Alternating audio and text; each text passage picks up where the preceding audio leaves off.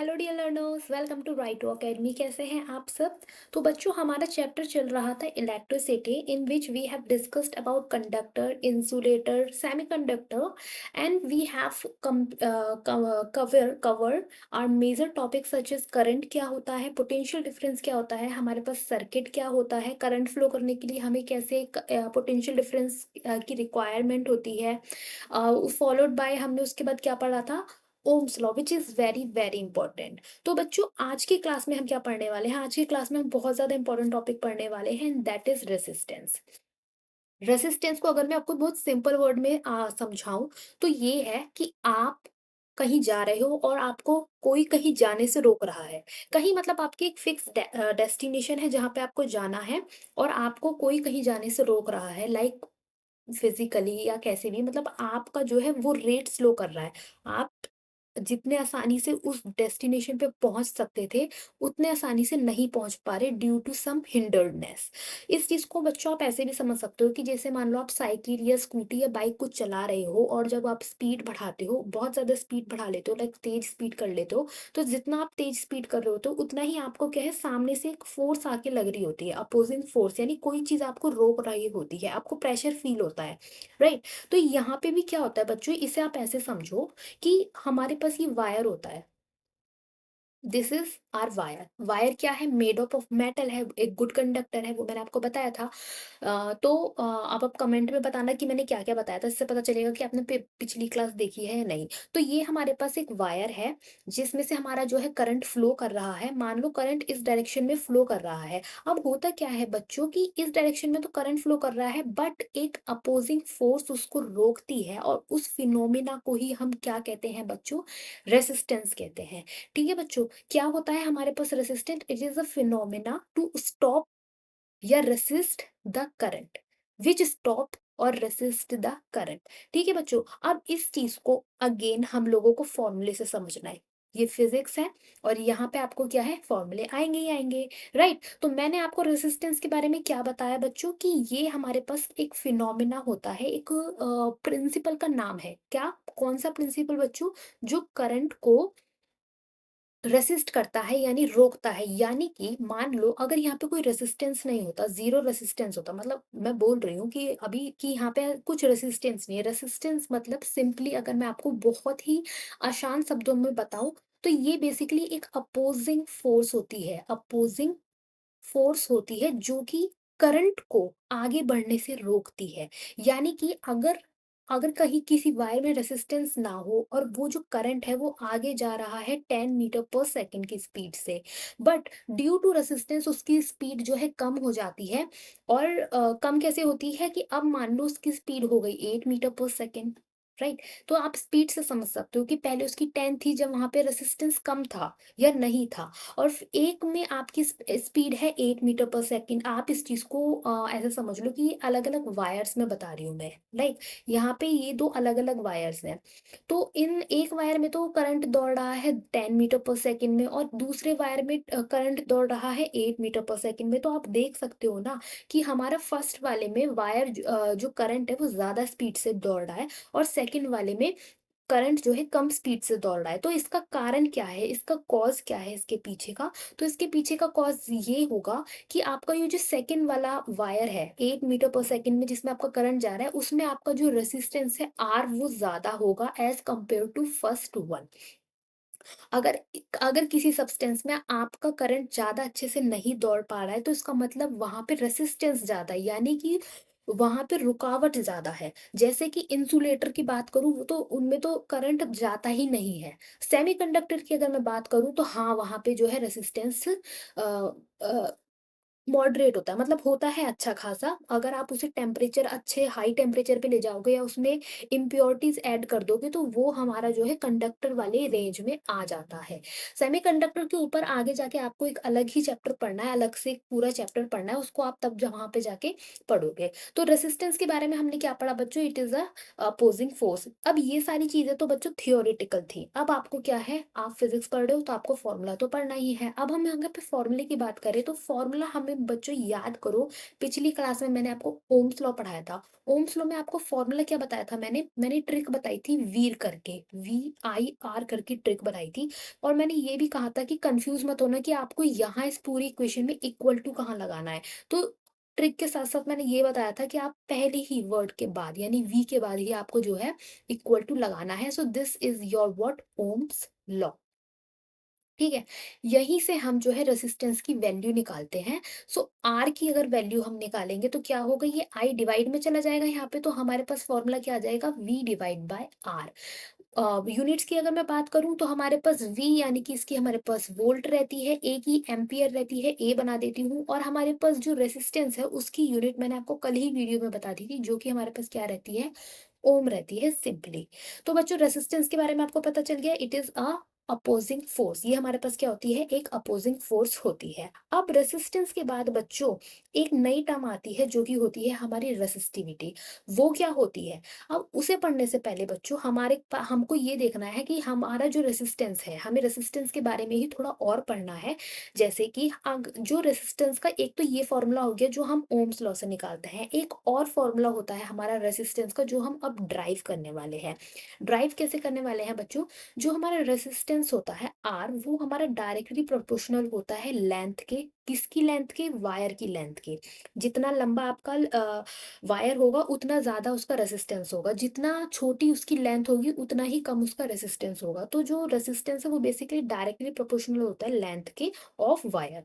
दूसरा चीज़ होती है कि हमारा रेसिस्टेंस जो है इन्वर्सली प्रोपोर्शनल होता है एरिया के, यानी कि जितना ज़्यादा आपका वायर का एरिया होगा, उतना ही कम आपका जो है रेजिस्टेंस होगा, और जितना कम आपका एरिया होगा, उतना ज़्यादा आपका रेजिस्टेंस होगा। इस चीज़ को मैं आपको बना के भी दिखा देती हूँ कि जैसे मान लो एक आपके पास वायर है इस लेंथ का और एक सेम उसका ही थिकनेस का वायर है बड़ी लेंथ का, ये L है, ये L डैश है।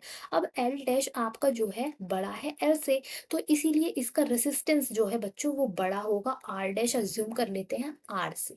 क्यों? क्योंकि हमारा जो प्रोपोर्शनैलिटी है वो ये कहती है कि resistance is directly proportional to L. Similarly अगर मैं यहाँ पे एरिया की बात करूँ तो मान लो ये इसी को ही ले लेते हैं कि ये हमारे पास एल है, ये इसका एरिया है। अब मैं इसको एरिया बढ़ा देती हूँ यहाँ पे और इसे मैं एल डबल डैश कह देती हूँ। तो यहाँ पे एल डबल डैश का एरिया की मैं बात कर रही हूँ, तो एरिया यहाँ पे मैं नीचे यहाँ पे एरिया लिख देती हूँ ताकि आप समझ जाओ इसका एरिया किससे बड़ा है, एल डैश से। तो यहाँ पे इसका ऑब्वियसली ये एल डबल डैश है तो इसका रेजिस्टेंस आर डबल डैश होगा। तो यहाँ पे उल्टा हो जाएगा कि आर डबल डैश जो है वो छोटा हो जाएगा और बड़ा किसका हो जाएगा, आर डैश का। क्यों? क्योंकि उसका एरिया कम है तो इसीलिए उसका रेजिस्टेंस जो है ज्यादा होगा। ठीक है बच्चों, तो ये हमारी प्रोपोर्शनैलिटी होती है। अब होता क्या है कि हम इन दोनों प्रोपोर्शनैलिटी को कंबाइन कर देते हैं। कैसे? हम लिखते हैं इन दोनों को कंबाइन करके कि डायरेक्टली प्रोपोर्शनल है एल की और इनवर्सली प्रोपोर्शनल है ए की। अब वही चीज की जब भी आपका प्रोपोर्शनैलिटी का साइन हटता है तो आपको इक्वल में एक कांस्टेंट वैल्यू आती है, और वो कांस्टेंट वैल्यू है जिसकी मैं अभी आपको बात कर रही थी, दैट इज रेसिस्टिविटी। ठीक है बच्चों, इस टर्म को ये कुछ इस तरीके से बनती है, इसको बनाना सीखो। आपको पहले इसे कैसे बनाना है, ऐसे ही जैसे आपका पीक होता है ना, आपका वो बस पी को ना ऐसे करके मोड़ देना है, कुछ इस तरीके से आपको ये बनाना होता है। ये तो मैंने आपको ट्रिक बताई है कि स्टार्टिंग में जैसे ही बच्चे इस चीज को देखेंगे तो इसको कैसे बनाना होता है। आपको पी को हल्का सा नीचे से मोड़ देना है, बस आपका क्या है, रो बन गया है। ठीक है, अब आपको रेसिस्टिविटी के बारे में पढ़ना है। यहाँ पे अब मैं लिखने वाली हूँ कि ये हमारा रो क्या आया है, दिस इज योर रेसिस्टिविटी। अब इस चीज में बहुत ज्यादा कंफ्यूजन होती है कि हमारे पास ये रेसिस्टिविटी क्या है और रेसिस्टेंस क्या है। तो बच्चों यहाँ पे समझो कि रेसिस्टेंस हमारा एक फिनोमेना का नाम है, यानी कि कोई किसको रोक रहा है तो वहाँ हम क्या बोलेंगे, हम वहाँ पे साइंस की टर्म में यूज करेंगे रेसिस्टेंस वर्ड। बट रेसिस्टिविटी बच्चों एक मेटल की प्रॉपर्टी होती है, यानी कि अगर हम किसी मेटल के लिए बोलेंगे कि भाई उसकी रेसिस्टिविटी कम है, यानी कि रेसिस्टेंस कम है, आप इन वर्ड को ऑल्टरनेटिवली यूज भी कर सकते हो। ऐसा कुछ बात नहीं है ये दोनों एक ही चीज रुकावट के लिए ही है, बट थोड़ा सा माइनर सा डिफरेंस होता है, और वो ये होता है कि आपका जो रेसिस्टेंस है वो एक फिनोमेना का नाम है। मैं वर्ड यूज कर रही हूँ फिनोमेना, यानी कि आपको करंट को रोकना, that is resistance. But her metal की जो है अपनी एक रेसिस्टिविटी होती है। मैंने बोला ना, जब मैं मेटल के रिस्पेक्ट में बोल रही हूँ तो मैं टर्म यूज करूंगी रेसिस्टिविटी की। क्यों? क्योंकि रेसिस्टिविटी हमारी प्रॉपर्टी के सेंस में होती है। तो यहाँ पे दो इंपॉर्टेंट वर्ड है, एक वर्ड है आपका प्रॉपर्टी और एक वर्ड है आपका फिनोमेना। तो हमारा जो रेसिस्टेंस है वो हमारा फिनोमेना का नाम होता है और जो रेसिस्टिविटी है that is property of a metal. दोबारा बोल रही हूँ, दिमाग में बिठा लो, जो हमारा रेसिस्टेंस है वो हमारे पास फिनोमेना का नाम होता है और रेसिस्टिविटी हमारा जो है प्रॉपर्टी होती है एक मेटल की। जब तक आपका मेटल चेंज नहीं करता, आपका उसमें रेसिस्टिविटी चेंज नहीं करती, that will be same for the same metal. Right, अब यहाँ पे मैंने आप लोगों के लिए एक चार्ट भी बनाया है जिसमें आपका क्या है, अलग अलग सब्सटेंस की रेसिस्टिविटी लिखी गई है, यानी कि कौन कितना अच्छा कंडक्टर है। अब जैसे कि आप जानते हो कि आपका कॉपर बहुत अच्छा सब्सटेंस है, तो उसकी रेसिस्टिविटी आप देखो यहाँ पे नेगेटिव में दे रखी है, आपका 10 टू की पावर नेगेटिव में यहाँ पे इसकी रेसिस्टिविटी दे रखी है। क्यों? तो इसका मतलब इसकी रेसिस्टिविटी कम है, तो इलेक्ट्रिकल कंडक्टिविटी इसका उल्टा वो होता है। राइट, जितना कम आपका रेसिस्टेंस होगा उतना ज़्यादा आपका जो वायर है वो कंडक्ट करेगा इलेक्ट्रिसिटी को, तो उतना ही ज़्यादा जो है इसकी इलेक्ट्रिसिटी कंडक्ट करने की पावर है। राइट, तो यहाँ पे हमारे पास और भी तरीके की जो है नीचे लिस्ट दे रखी है, तो बेसिकली मुझे आपको समझाना था रेसिस्टिविटी के बारे में। तो देखो यहाँ पे अगर हम मटेरियल के टर्म्स में बात करते हैं ना बच्चों, तो वहां पे हम रेसिस्टिविटी लिखते हैं ज्यादातर। क्यों? क्योंकि रेसिस्टिविटी हमारी प्रॉपर्टी होती है और रेसिस्टेंस हमारा फिनोमेना का नाम होता है। मुझे उम्मीद है कि अब आपको इस चीज समझ में आ गई होगी कि हमारा रेसिस्टेंस और रेसिस्टिविटी का क्या रहता है। राइट बच्चों, अब मुझे यहाँ पे आपको एक चीज़ और समझानी है, तो ये चीज़ आपको मैंने आपको बता दी, ये वाली चीज़ आपको समझ में आ गई होगी। मैं इस चीज़ को अभी फ़िलहाल के लिए रफ़ कर देती हूँ क्योंकि मुझे यहाँ पे और काम करना है, दैट्स व्हाई। तो ये मैंने जो है रफ़ कर दिया है। अब मैं यहाँ पे क्या करने वाली हूँ, मैं यहाँ पे आपको यूनिट बताने वाली हूँ। यूनिट हमें ड्राइव करनी है किसकी? रेसिस्टिविटी की। तो वो हम कैसे करेंगे? देखो, हम मुझे ये पूरा फ़ॉर्मूला रेसिस्टिविटी के टर्म में लाना पड़ेगा, ये वाला फ़ॉर्मूला। तो अगर मैं यहाँ पे रो लिखती हूँ, इस तरफ मैंने रो लिख दिया, मुझे रो के टर्म में लाना है। तो देखो इस तरफ तो आपका R आएगा ही आएगा। राइट, अब आपका जो L है और A है वो शिफ्ट होंगे। तो कैसे शिफ्ट होंगे बच्चों? देखो A आपका यहाँ पे डिवाइड में है, अगर मुझे रो की वैल्यू निकालनी है तो मुझे एल और ए को इस तरफ शिफ्ट करना पड़ेगा यहाँ पे। अगर ये यहाँ पे कैसे जाएगा, ये ए है, ये अभी डिवाइड में है, तो ये यहाँ पे मल्टीप्लाई में चला जाएगा और ये जो एल है ये यहाँ पे मल्टी नीचे आएगा, डिवाइड में आ जाएगा। तो ये आर से मल्टीप्लाई हो गया ए, अपॉन में एल आ गया हमारा। अब अगर मैं आपको इन सब की बात करूं कि कौन सी चीज क्या है, तो आपका आर जो है वो आपका क्या होता है, रेसिस्टेंस होता है, जिसकी यूनिट मैंने आपको क्या बताई थी? ओम बताई थी। तो आप यहाँ पे ओम लिख दोगे, इक्वल टू का साइन लगा दो। एरिया, एरिया क्या होता है? बेसिकली अगर आप एक स्क्वायर का एरिया निकालते हो तो वो क्या होता है? लेंथ इंटू इंटू लेंथ होती है, यानी कि लेंथ की यूनिट क्या होती है आपकी? मीटर होती है, किलोमीटर होती है, कुछ भी होती है। पर एसआई से यूनिट में हम क्या लेते हैं? मीटर ले लेते हैं। तो यहाँ पे मैं क्या सकती हूँ? मीटर स्क्वायर लिख दूं या मीटर इंटू मीटर लिख दूं? मैं मीटर इंटू मीटर लिख रही हूँ क्योंकि अभी कैंसिल आउट करना है। अगेन नीचे एल है। देखो एरिया हमारा क्या होता है? एल इंटू एल होता है, which is metre into metre, यानी कि यहाँ पे यूनिट की बात कर रहे हैं ना हम, तो हम लीटर एल की भी, एल क्या होता है? बेसिकली एल हमारा लेंथ होता है, लेंथ का सिंबल होता है। लेंथ की यूनिट क्या होती है? मीटर ही तो होती है। तो यहाँ पे मैंने मीटर रखा है, इसलिए यूनिट निकालना है ना हमें तो। तो एरिया हमारा होता है एल इंटू एल और हमारा नीचे भी एक एल है, तो एल की यूनिट मीटर हो गई। अब यहाँ पे 1 मीटर से 1 मीटर कैंसिल, तो हमारी यूनिट क्या आ गई बच्चों? रेसिस्टिविटी की ओम मीटर आ गई। देखो यहाँ चार्ट में भी आपको ओम इंटू सेंटीमीटर लिखा है। अब वो आपकी मर्जी है कि आप सेंटीमीटर ले रहे हो, मीटर ले रहे हो, डेसीमीटर ले रहे हो, क्या ले रहे हो। बेसिकली इसकी जो यूनिट होती है वो होती है आपकी ओम इंटू मीटर। तो ये हमारी यूनिट आई है, क्या आई है? यूनिट आई है किसकी? रेसिस्टिविटी की। तो ऐसे हमने क्या है, रेसिस्टिविटी की यूनिट निकाली है और हमारी ओ इसकी रेसिस्टेंस की क्या यूनिट निकली थी बच्चों? रेसिस्टेंस की हमारी यूनिट निकली थी नॉर्मली ओ। अच्छा, अब हम यहाँ पे थोड़ी बात कर लेते हैं कि यहाँ पे क्वेश्चंस कैसे बनते हैं, इन पे क्वेश्चन कैसे बनते हैं। तो एक तो आपका फॉर्मूला यहाँ पे हो गया ओम्स लॉ वाला, which is V is equal to I R, जहाँ पे ये आपका ओम्स लॉ क्या कहता है कि वोल्टेज इज डायरेक्टली, वोल्टेज या potential difference is directly proportional to your current. हमारा ओम्स लॉ ये कहता है। तो एक फॉर्मूला हमारा यहाँ से बनता है, रेसिस्टेंस की बात कर रही हूँ मैं। दूसरा फॉर्मूला हमारा जो होता है वो ये होता है कि R is equal to rho into L by A. Second formula हमारा ये वाला होता है। अब आपका पहले तरीके का न्यूमेरिकल कैसा बनेगा? आपको किसी की वैल्यू दे देंगे, लाइक अगर मैं इस पहले फॉर्मूले की बात करूँ तो आपको इन तीनों में से, यहाँ पे तीन टर्म है बेसिकली, इन तीनों में से आपको कोई दो की वैल्यू दे देंगे, तीसरी निकालने को बोलेंगे। नॉट अ डिफिकल्ट टास्क, आप कर लोगे। आपको अगर फॉर्मूला पता है तो आपको V दिया है, I दिया है, आप R निकाल लोगे। उल्टा कर देते हैं, आपको I दिया है, V दिया है, आपको R दिया है, आपको V निकालना है, आप निकाल लोगे। यानी किन्हीं दो की वैल्यू अगर आपको पता होगी, आप तीसरा वेरिएबल निकाल लोगे।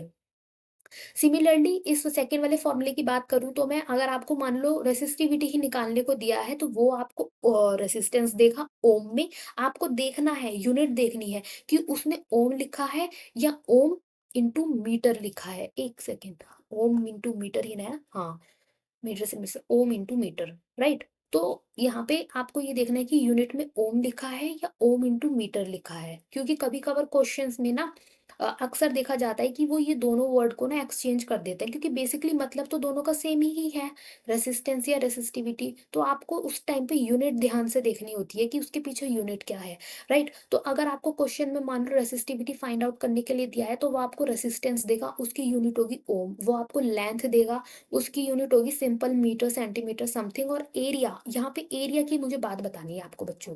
देखो आपके पास जो वायर होता है ना, आपका वायर कुछ इस तरीके का लंबा होता है, राइट? और अगर मैं यहाँ पे बात करूँ, यहाँ पे अगर मैं, एक तो इसका आपको देखने का दृष्टिकोण भी आपको समझना है। एक होता है कि आप इसे साइड से देख रहे हो, साइड से आप देखोगे तो आपको ये वायर जो है ऐसे लंबा दिखेगा।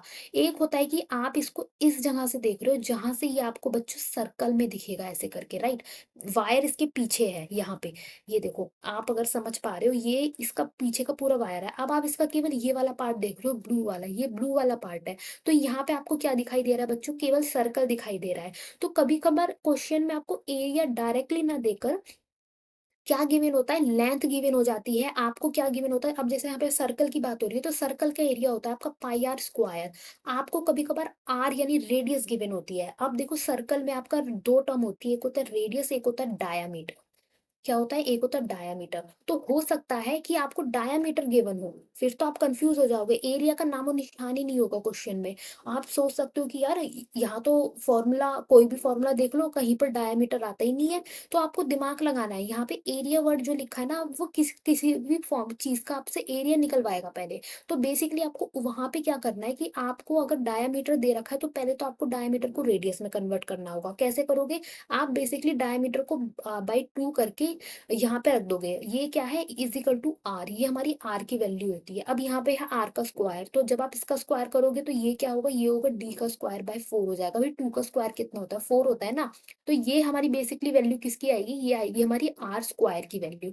तो तब आपको जो है यहाँ पे आर स्क्वायर की वैल्यू रख के, फिर ये पूरा ये कैलकुलेट करके, ये वाली term pi R square calculate करके, देन आप इसको ए में पुट करोगे, तब आप जाके आपका क्या है? एरिया आएगा। तो इसलिए मैं आपको चीज़ को समझा रही हूँ कि क्वेश्चन ऐसे बनते हैं। क्वेश्चन में आ जाएगा डायमीटर, बच्चे पैनिक हो जाएँगे कि डायमीटर कहाँ से आ गया? तो तब आपको क्या है? आपको एरिया यहाँ पे इसका कैलकुलेट करना है। तब यहाँ पे एरिया आप रखोगे, आपको लेंथ गिवन होगी, आपको वो रेजिस्टेंस गिवन होगा, और तब आप ये अपना क्या निकालोगे? फाइंड आउट करोगे अपना सिंपली रो। यानी कि आपको इसको रो भी बोलते हैं इसको, ये जो सिंबल है, वो क्या होता है? ये आपका रेसिस्टिविटी। ये तो हो गया आपका फर्स्ट टाइप का क्वेश्चन, यानी कि वैल्यूज़ वाला। सेकंड तरह का क्वेश्चन बच्चों आपको कैसा बनता है यहाँ पे, कि वो बोल देगा कि आपके पास 2 वायर हैं, एक वायर 1 है और एक वायर 2 है। वो बोल देगा कि आपको इस वाले वायर का तो रेजिस्टेंस आपका R है, और दूसरे वाले R1 है और इसका रेजिस्टेंस R2 है। वो बोलेगा कि आपका वायर R2 की क्या है? लेंथ बढ़ा दी गई है, घटा दी गई है, एरिया बढ़ा दिया गया है या घटा दिया गया है? जैसे मैं आपको एक क्वेश्चन कराती हूँ, कि मान लो क्वेश्चन में ये गिवन है कि आपके 2 वायर हैं, यही सेम सिनेरियो है कि पहले वायर का आपका रेजिस्टेंस R1 है, दूसरे वाले का R2 है, राइट? अब वो दूसरे वाले में क्या कह रहा है? वो कह रहा है कि मैंने दूसरे वाले की लेंथ आधी कर दी और एरिया बढ़ा दिया। मैंने क्या कहा कि पहली चीज़ कि आपकी उसने लेंथ हाफ कर दी है। लेंथ की स्पेलिंग हो गया, आपकी लेंथ जो है हाफ हो गई है, हाफ लिखा है मैंने ये, और नीचे क्या लिखा है? Area double, area double. तो अब इस चीज़ को आप कैसे लिखोगे? आप लिखोगे R2 का, जब आप लिखोगे तो आप यहाँ फ़ॉर्मूले में चेंजेस करोगे। अब मैं यहाँ पे ये पहली चीज़ तो मैं आपको समझा चुकी हूँ, एरिया वाली ओवरराइटिंग में थोड़ी हटा देती हूँ समझाने के लिए, राइट? तो यहाँ पे अब आपको क्या है? आपको ना चेंजेस करने हैं इस पर्टिकुलर फ़ॉर्मूला में। कैसे? इसने बोला है कि आपकी लेंथ हाफ हो गई है, तो आपको यहाँ पे इस लेंथ को L बाई 2 लिखना होगा। इसे मैं हटा देती हूँ 1 सेकंड। यहाँ पर आपको क्या है? एल को L is equal to L by 2 लिखना होगा, और आपको जो एरिया है वो इसने क्या बोला है? डबल हो गया। यानी कि अब आप इस एरिया की जगह क्या लिखोगे? 2a लिखोगे। जितना भी ये कहता है, अगर ये डबल कहता है, ट्रिपल कहता है, कितना भी टाइम्स कहता है उतना टाइम्स आप इस एरिया को बढ़ा दोगे। सिमिलरली कितना भी टाइम्स वो आपको लेंथ बोलता है, जरूरी नहीं कि वो हर बार घटाए, वो बढ़ाने को भी बोल सकता है, वो उल्टा भी कर सकता है कि आपका एरिया आधा हो गया है और लेंथ बढ़ गई है। उसी हिसाब से आपको यहाँ पे जो है वैल्यू पुट करनी है। अभी मेरे वाले क्वेश्चन में यहाँ पे लेंथ आधी हुई है, तो अगर मैंने यहाँ पे L/2 रख दिया, एक सेकेंड थोड़ी जगह बना लेती हूँ मैं। एरिया वाली बात तो आपको समझ में आ गई ना? ये जो मैंने समझाया था पहले, तो वो चीज़ आपको समझ में आ गई होगी। ठीक है? मैं पेन दूसरा ले लेती हूँ। तो मैं अब यहाँ पे जो सिनेरियो इन्होंने दे रखा है कि लेंथ आधी हो गई है, एरिया डबल हो गया है, वो वाली चीज़ मैं आपको इस फ़ॉर्मूले में लिखूँगी। मैं मान लो अभी ये क्वेश्चन सॉल्व कर रही हूँ, तो मैं आपको दिखा रही हूँ कि कैसे मैं इस क्वेश्चन को सॉल्व करूँगी। तो मैं कैसे सॉल्व करूँगी, पहले तो मैं यहाँ पे लिखूँगी R2 इज़ इक्वल टू रो लिखूँगी सिंपली। मैं पढ़ूँगी, इन्होंने लिखा है लेंथ आधी हो गई है, तो मैं यहाँ पे L/2 लिख दूँगी सिंपली। और इन्होंने क्या है, एरिया डबल हो गया है। अब एरिया जो डबल हो गया, या मैं इसे ऐसे भी लिख सकती हूँ, पहले ही मैं यहाँ पे नहीं लिख के, मैं यहाँ पे इसे ऐसे भी लिख सकती हूँ कि L/2 मैंने हाफ लिख दिया अपॉन में, यानी कि ये वाला अपॉन लिखा है मैंने अभी, ये वाला अपॉन।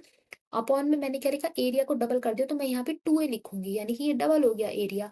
अब अगर मैं इसको खुल के लिखूं ये L/2, तो ये जो 2 है ये नीचे ही आ जाएगा ना डिनोमिनेटर में, राइट? तो इसीलिए मैंने पहले से ऐसे लिख दिया था। तो मैं अभी से यहाँ से रफ करके क्या करती हूँ, मैं यहाँ डायरेक्टली नीचे लिख देती हूँ कि ये L/2 हो गया है, तो ये ऐसे करके मल्टीप्लाई में आ जाएगा। अभी इन दोनों को मल्टीप्लाई होगी, किसकी, 2 की मल्टीप्लाई होगी, तो ये 2 जा कितना होता है हमारे पास, 4 होता है। एक सेकेंड। तो 2 जो हमारे पास 4 होता है, तो मैं यहाँ पे क्या लिख दूँगी, अब यहाँ पे डायरेक्टली मैं 4 लिख दूँगी, राइट? अब यहाँ पे क्या होगा बच्चों कि कभी-कभार आपको क्या होता है कि ये R1 की कोई न्यूमेरिकल वैल्यू दे दी होती है। जैसे मान लो उसने बोल दिया कि आपका 4 ओम ही जो है R1 है। वो पूछेगा कि आप R2 की वैल्यू बताओ। तो अब आप क्या करोगे इस सिनेरियो में कि आपका जो R1 है उसका फॉर्मूला रहेगा तो यही R is equal to rho L/A। जो आपका सेकंड वाले में चेंजेस होने थे, वो चेंजेस करके आपका जो ये R1 का फॉर्मूला है, ठीक है? मानो ये R1 का फॉर्मूला है, और जो नीचे वाला फॉर्मूला मैंने लिखा लिखा है, वो मैंने उसका निकाला है, किसका, आपका सेकंड वायर का। तो अब मेरे को जो सेकंड वायर का मैंने निकालना है ना, उसे किसी भी तरीके से फर्स्ट वाले में कन्वर्ट करना पड़ेगा। क्यों? क्योंकि मुझे यहाँ पे फर्स्ट वाले की वैल्यू गिवन है। तो वो मैं कैसे करूंगी, मैं देखूंगी कि R1 is equal to rho L/A दे रखा है। फिर मैंने अपना सेकंड वाला देखा, मैंने देखा इसकी वैल्यू है रो L/A। इसके साथ साथ हमारे पास एक न्यूमेरिकल वैल्यू है डिवाइड में 4। अब मैं क्या कर सकती हूँ कि मैं देख रही हूँ कि यार इतना पार्ट तो हमारा R1 में भी दे रखा है, तो क्यों ना इस वाले पूरे पार्ट को R1 से रिप्लेस कर दो। देखो आपका जो दिमाग वाला पार्ट है ना, वो इसी जगह पे है। जिस बच्चे ने इस पूरे एक्सप्रेशन को R1 से क्या चेंज कर दिया, उसका ये क्वेश्चन सॉल्व हो जाएगा। और जिस जो नहीं कर पाया, जिसने ये दिमाग नहीं लगाया कि उसको इस पोर्शन को R1 से चेंज करना है, वो अटक जाएगा यहाँ पे आके। जो दिमाग लगाने वाली बात इस क्वेश्चन में थी बच्चों, वो यही थी कि आपको इस पूरे पार्ट को R1 से चेंज करना है। अब मैंने यहाँ पे R1 से लिख दिया, मान लो मैंने इसे चेंज कर दिया R1 से। अब मैं अगर क्वेश्चन दोबारा पढ़ूंगी तो मैं देखूंगी कि क्वेश्चन में हमें R1 की 4 ओम वैल्यू ऑलरेडी गिवन है। तो मैं यहाँ पे डायरेक्टली क्या करूंगी, R1 की वैल्यू हमारी 4 गिवन है ना, तो मैं इसे 4 लिख दूंगी, और यहाँ से 4 डिवाइड में ऑलरेडी ही था। वही आपको समझ में आया ना, इस पूरी वैल्यू को मैंने R1 लिखा ना, R1 की वैल्यू 4 गिवन है, तो वो ऊपर ही तो जा रहा है डिनोमिनेटर में। अगर आपको समझ में नहीं आ रहा तो समझो ना, यहाँ पे इसको डिवाइड बाय 4 ही तो लिखा था, यहाँ पे नीचे जो मैंने रफ कर दिया अभी। तो वही चीज़ समझा रही हूँ मैं कि ये जो पूरी वैल्यू है ये न्यूमिनेटर में आई है ना आपकी, तो ये 4 डिवाइड बाय 4 हो गया, तो बेसिकली आपका जो R2 आया वो आपका 1 ओम आया है। ठीक है? तो ये हमारा जो है, मैंने आपको समझाया कि आपका रेजिस्टेंस और रेसिस्टिविटी में किस तरीके के आपके क्वेश्चन जो है फॉर्म होते हैं। राइट बच्चों? तो इसके बाद जो है मैं एक वीडियो लाऊंगी जिसमें मैं आपको इसी तरीके के और भी बहुत सारे क्वेश्चंस की प्रैक्टिस करवाऊंगी कि कैसे इन क्वेश्चंस को सॉल्व किया जाता है। आज की वीडियो में हम अभी इतना ही रखते हैं, अदरवाइज वीडियो बहुत ज़्यादा लेंदी हो जाएगी। इसके बाद हमें क्या पढ़ना है, रेसिस्टेंस जो हमने आज पढ़ लिया, इसके बाद हमें पढ़ना है अपना सीरीज और पैरेलल का रेसिस्टेंस निकालेंगे। तो वो अगर मैं पढ़ाऊंगी तो वीडियो बहुत लंबी चली जाएगी, और उतना लंबा हमें वीडियो को नहीं करना है, इसलिए हम अभी वीडियो को यहीं पे रखते हैं। नेक्स्ट क्लास में हम उस चीज़ को पढ़ेंगे, सीरीज और पैरेलल वाले को। तो बच्चों, do like share subscribe, keep watching, thank you.